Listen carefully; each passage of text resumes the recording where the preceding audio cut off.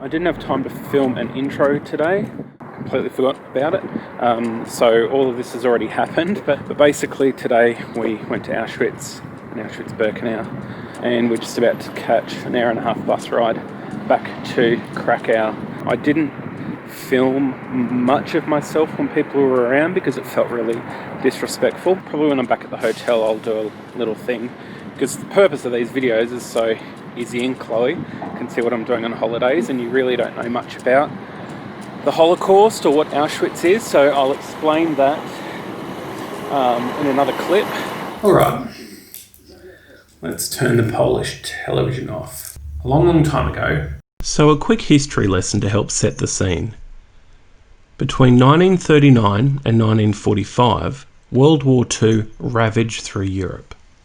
Just like Australia has different political parties like Labour and Liberal, Germany had a political party called the Nazi Party. When that party rose to power, its leader, Adolf Hitler, became the head of the German government. Dem deutschen Volk eine neue Idee zu geben. The war started largely because Germany kept breaking various agreements and invading other countries, one of them being Poland, where Auschwitz is. The German armies marched over the Austrian border. Austria and Czechoslovakia were gone without a fight. Poland was next on the map. Hitler's Nazi Party pushed the idea that Jewish people were all bad people. That they were responsible for all the bad things that were happening in Germany at the time. Germany had just come out of a different war, World War I, and not many people had much money and much food, so the country was in a lot of trouble. Hitler's come along and he was blaming all of the problems on the Jews. People in Germany started to believe that. One of the things that Hitler wanted to do was murder all of the Jewish people. He called it the final solution.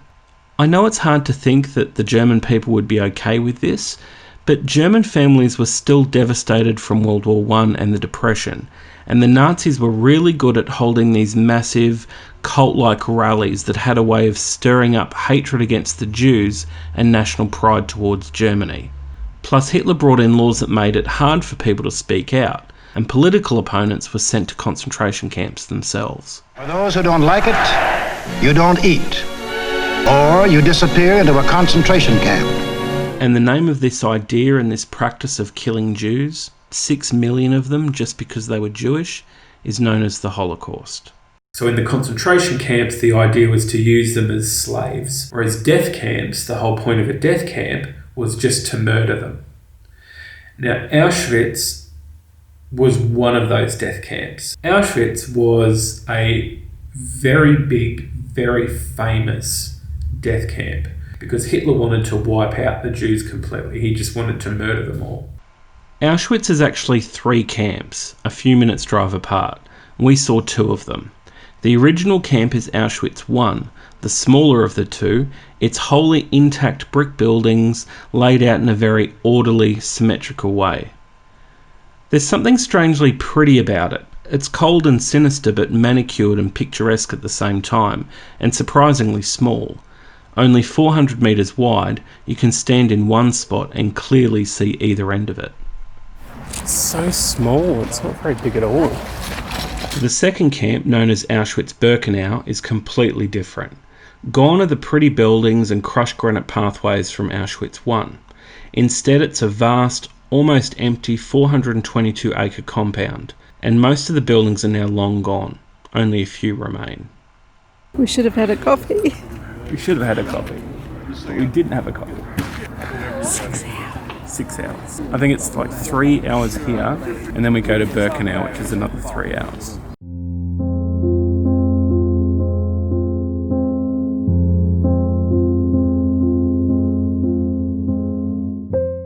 Auschwitz is an important part of our history because it was front and centre of the Nazi killing machine. Of the 6 million Jews murdered during the war, over 1 million of them were murdered in this one single place. Auschwitz is where Anne Frank was first taken to, it's where the movie Schindler's List ended, its images are iconic.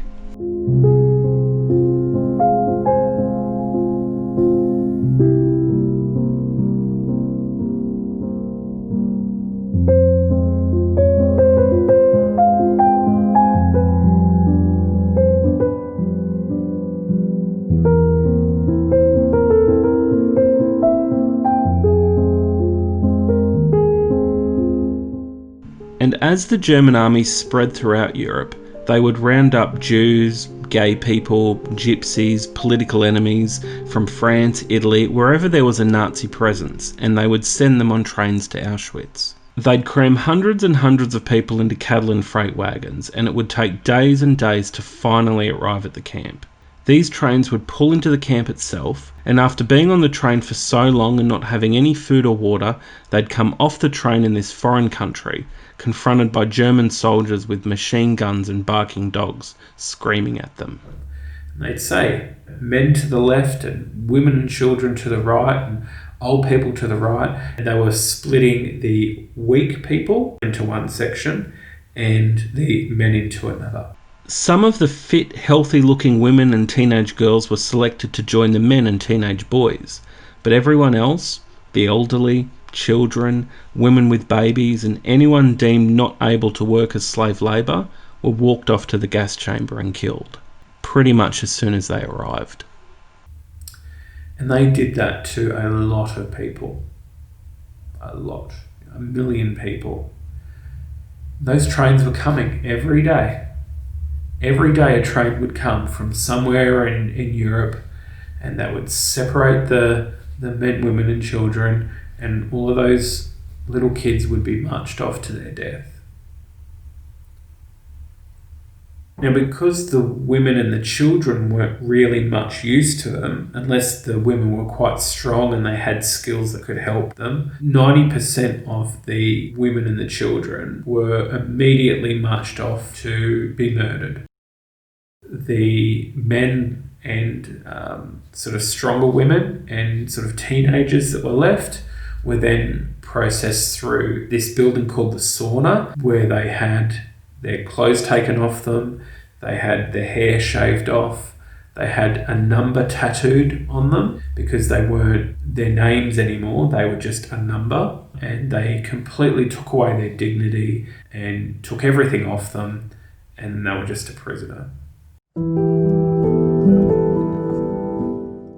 One thing that struck me looking at the rows and rows of prisoner mugshots is that these people weren't always the frail, starved people I was used to seeing in documentaries.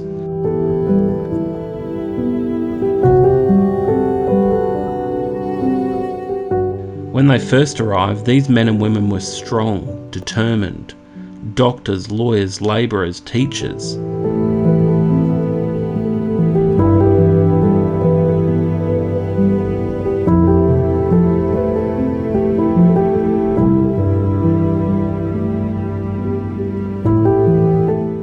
Just normal, everyday looking people.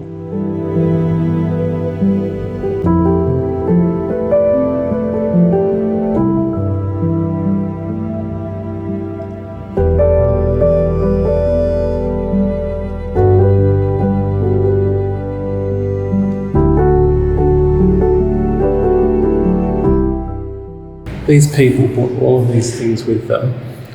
because they were told that they were going to start a new life. So they just brought their belongings with them. Their bowls and plates and cookers, all for it just to be taken away. Today there's a large amount of personal items on display as a permanent reminder of the sheer amount of human sacrifice. Clothes, glasses, shoes, kids' shoes, even crutches and wooden legs. And human hair. Over 6,000 kilos of human hair. This place, gives me chills.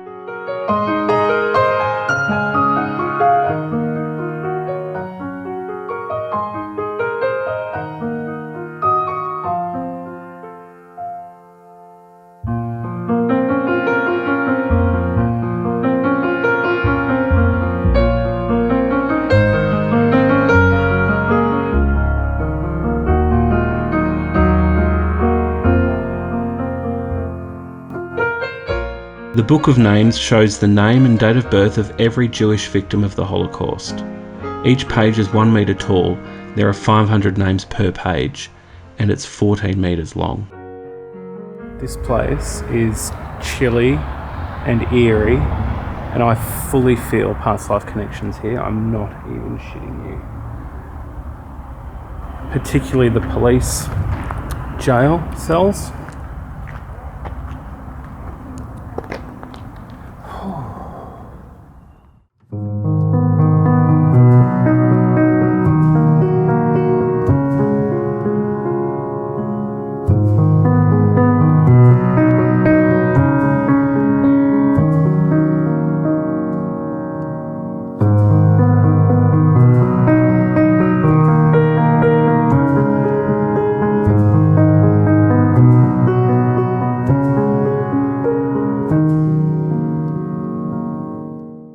That was heavy. That was really heavy. It was good though.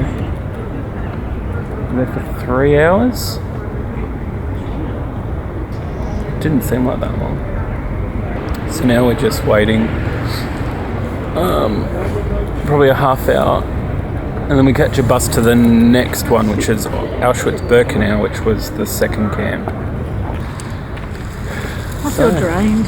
Do you? Yeah, I do. Emotionally or physically? Yeah. Emotionally drained? Just unbelievable. And not that long ago, hey, really not that long ago. You're talking 15 years before you were born. Nothing.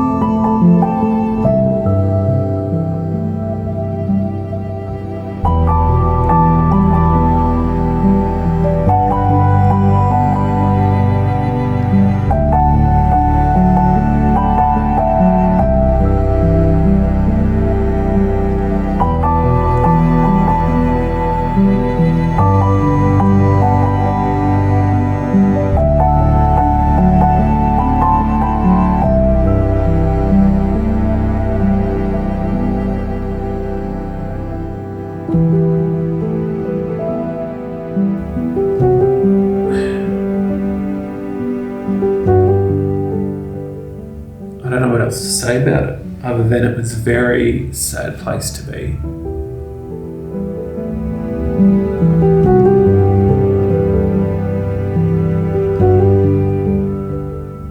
And as a parent, I find it very hard to imagine what it would have been like for those mums and dads to see their children sent off to the gas chambers and not being able to do anything about it.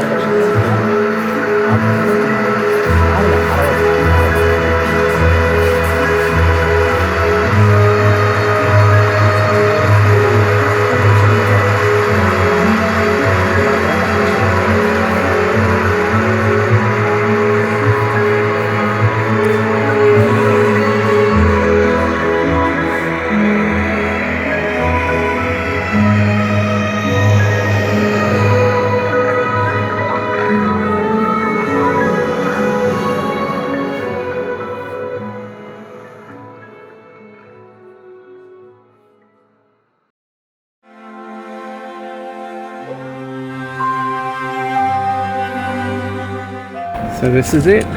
This is the main Auschwitz camp. And it is massive. Absolutely massive.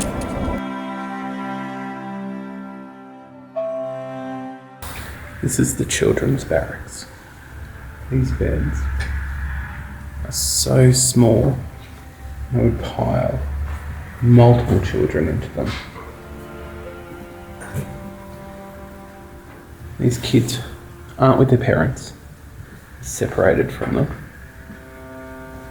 These are the ones that weren't killed as soon as I got here. Tell you what, this tour guide doesn't fuck around.